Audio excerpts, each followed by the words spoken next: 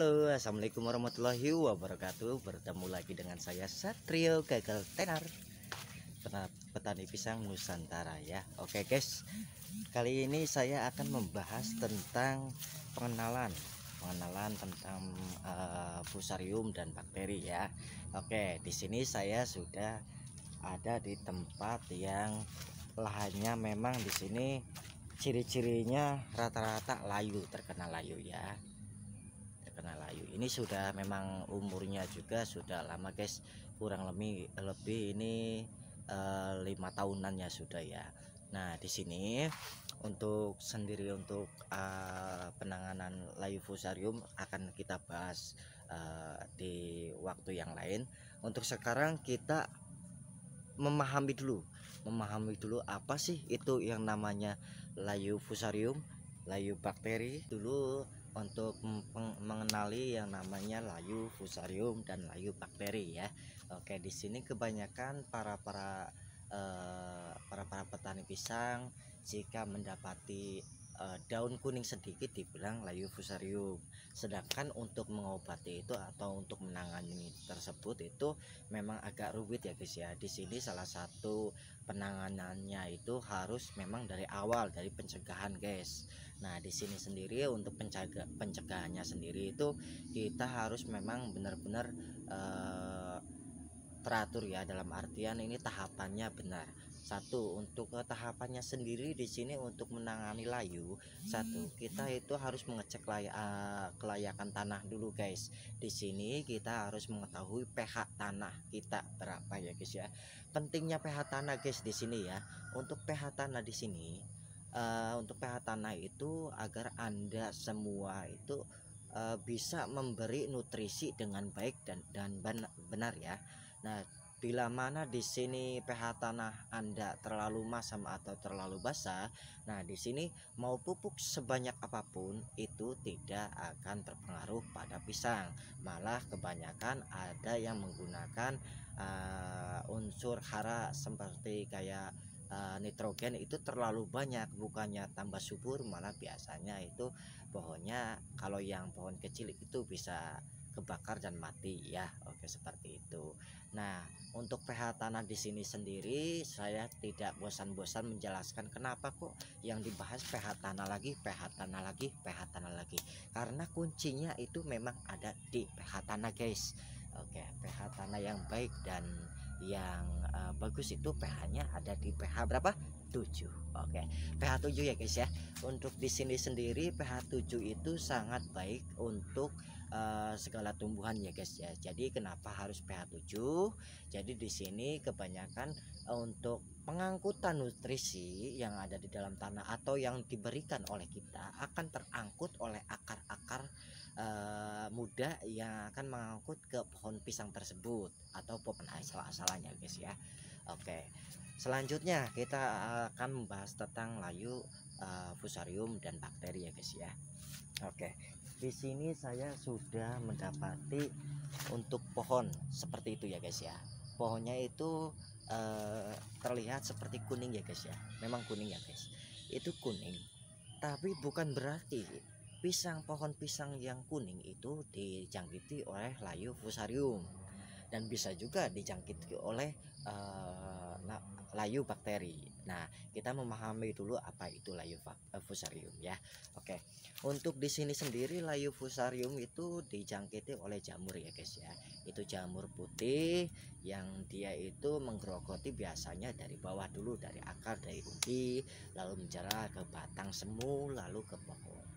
Dan biasanya itu yang ciri-cirinya terserang penyakit layu fusarium itu dari daun tua terlebih dahulu. Dia akan dari pinggir, dia itu akan kuning ya guys ya. Lalu titik terakhir yang akan kuning itu bagian daun mudanya. Dan bila mana yang sudah terjangkit layu fusarium itu biasanya dia tidak sampai buah guys.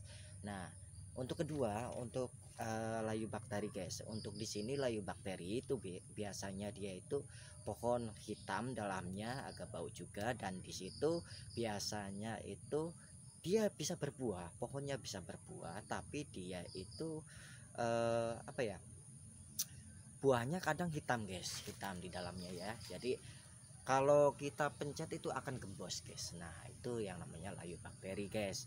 Nah jadi di sini sendiri untuk penanganannya sendiri itu masing-masing harus benar ya guys ya untuk penanganannya. Nah di sini saya mempunyai jenis pohon pisang yang sudah roboh guys, roboh sendiri, yaitu patah ya. Oke, di sini saya tidak mengalami seperti kayak layu fusarium ataupun ibaratnya ataupun terkejangkit layu bakteri ya, tapi melainkan di sini karena terlalu asam ya. Jadi di sini dia itu terlalu banyak air dan saya dapati ternyata di situ ada parasitnya guys.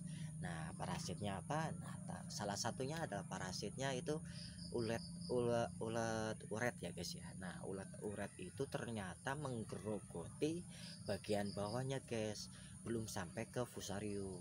Nah kenapa bersangkutan dengan fusarium saya sebutkan belum sampai ke fusarium, karena biasanya yang sudah digerogoti oleh ulat uret biasanya lubangnya itu akan menjadi tempat berdiamnya jamur fusarium. Nah seperti itu ya guys ya. Jadi di sini yang harus kita perhatikan satu poinnya, satu adalah pH tanah, nomor dua menjaga volume air ya guys ya. Jangan sampai volume air di kebun kita itu terlalu banyak ya guys ya. Untuk saat ini saya mempunyai pohon pisang yang patah sendiri ya guys ya. Patah dia tuh, patah, tiba-tiba patah ya guys ya. Namun di sini saya tidak dapati yang namanya buahnya itu membusuk atau hitam ya.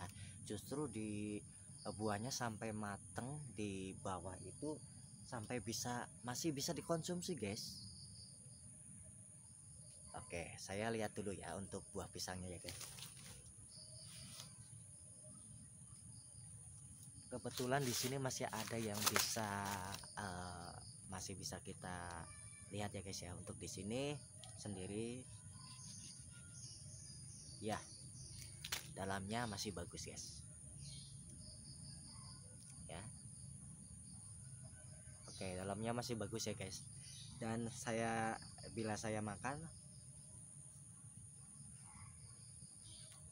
rasanya manis karena ini dasarnya pisang raja hijau, raja bulu ya, manis.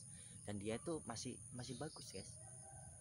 Nah di sini itu ternyata dia itu kena yang sejenis kayak uret kayak gitu ya guys ya. Ternyata di sini dia tidak terjangkit fusarium. Karena apa? Sampai sekarang buahnya pun masih bisa dikonsumsi guys. Ya seperti ini. Ini bisa dikarenakan uret juga karena saya mendapati uret. Lalu kedua karena terlalu banyak volume air. Jadi di sini lahan ini itu sangat susah untuk membuang air ya. Jadi lama-lama umbi busuk dia tuh akan jatuh sendiri, pada jatuh kayak gini ya guys ya. Nah jadi kayak gitu ya guys ya. Untuk kali ini kita harus pahami dulu apa itu fusarium, layu bakteri, dan ada juga guys kalau ibaratnya kekurangan unsur hara juga bisa kuning guys.